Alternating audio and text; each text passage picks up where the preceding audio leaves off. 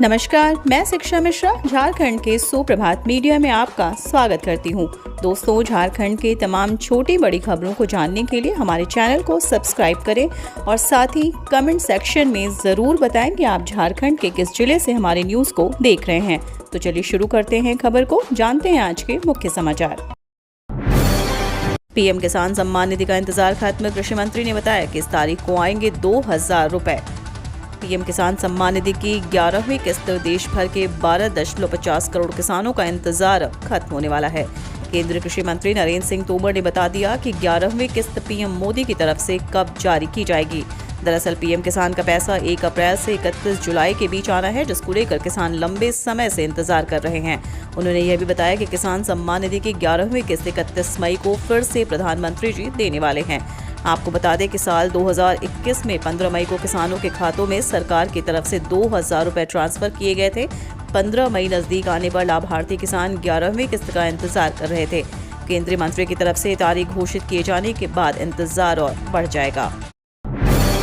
Ration वितरण को लेकर शुरू की गई नई तकनीक, कार्ड धारकों को होगा लाभ। यह मशीन अपने आप में काफी खास होने जा रही है, जिसमें कार्ड धारकों को राशन के साथ साथ पेमेंट की रसीद भी मिलने जा रही है। यह प्रणाली पूरी तरह से पारदर्शी होगी, क्योंकि इसमें सरकार द्वारा सहयोग किया जाएगा। इसकी मदद से लोगों को काफी फायदा मिलने वाला है। इस मशीन की मदद से काफी लोगों को राशन वितरण के समय समस्या का सामना नहीं करना होगा।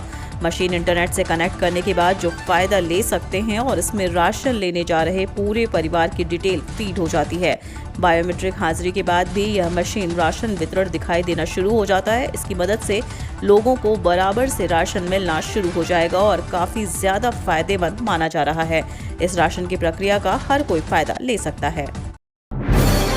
झारखंड के बच्चों को डायरिया से बचाने के लिए रोटा वायरस की मिलेगी नई दवा। 1 सप्ताह से बंद था टीकाकरण।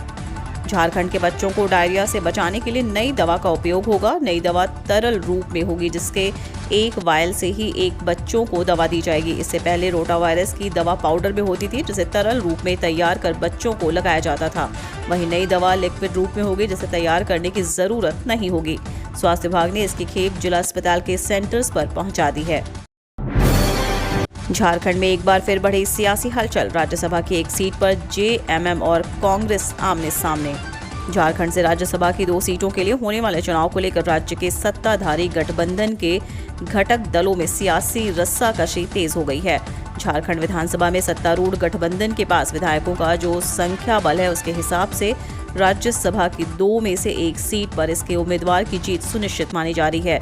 इस तयशुदा सीट पर कांग्रेस और झारखंड मुक्ति मोर्चा दोनों दल अपनी अपनी दावेदारी पेश कर रहे हैं।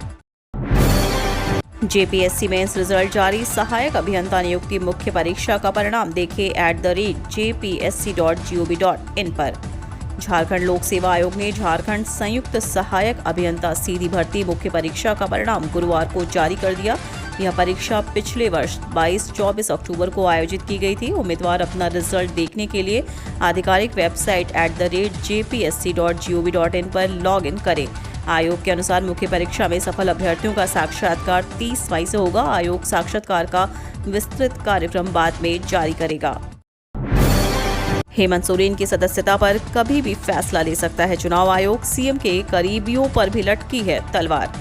झारखंड के मुख्यमंत्री हेमंत सोरेन की सदस्यता पर तलवार लटक रही है। माइनिंग लीज पर भले ही हाई कोर्ट ने सुनवाई का मामला मंगलवार तक टाल दिया हो, लेकिन चुनाव आयोग सोरेन की सदस्यता का फैसला कभी भी कर सकता है।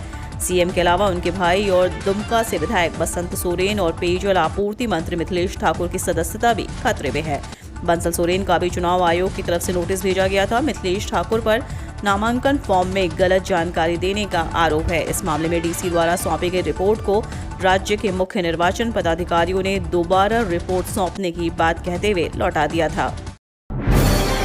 टाटा मोटर्स में 22 मई यानी रविवार को भी होगा काम। 24 मई को रहेगी छुट्टी। टाटा मोटर्स के जमशेदपुर प्लांट में 22 मई रविवार को भी काम होगा। इस बारे में गुरुवार को प्लांट हेड विशाल बादशाह की ओर से सर्कुलर जारी किया गया है। जारी सर्कुलर के अनुसार 22 मई रविवार को सामान्य दिन की तरह सारे विभाग खुले रहेंगे और इस दिन काम होगा। इस काम के एवज में कर्मचारियों को 24 मई मंगलवार को साप्ताहिक छुट्टी मिलेगी। डिमांड पूरी करने की आवश्यकता को देखते हुए प्रबंधन ने यह फैसला लिया है। मानसून से पहले साफ होंगे शहरों के नाले, सभी नगर निकायों में चलेगा 20 दिनों का स्पेशल ड्राइव।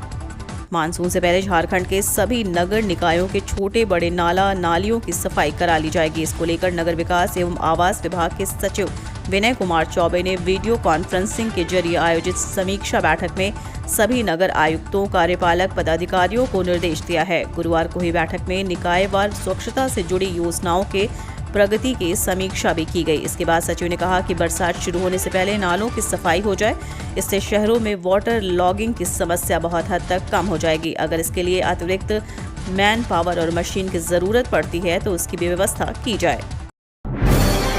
झरिया सहित देश के 100 शहरों में कल एक साथ होगा mega job drive. Association of Muslim professional और सामाजिक संस्था यूथ कॉन्सेप्ट की ओर से मेगा जॉब ड्राइव का आयोजन 21 मई शनिवार को मिनी ITI भवन ऊपर कुल्ली झरिया में किया जाएगा। एसोसिएशन ऑफ मुस्लिम प्रोफेशनल के धनबाद हेड सह BIT सिंदरी के प्रोफेसर रिजवान हसन ने कहा कि 21 मई को झरिया के साथ देश के 100 से अधिक जगह पर निःशुल्क मेगा जॉब ड्राइव कार्यक्रम होगा। विद्यार्थी कार्यक्रम में आकर नियोजन के लिए ऑनलाइन फॉर्म भर सकते हैं। उन्होंने कहा कि यह संस्था 2008 से समाज के उत्थान के लिए पूरे देश में कार्य कर रही है।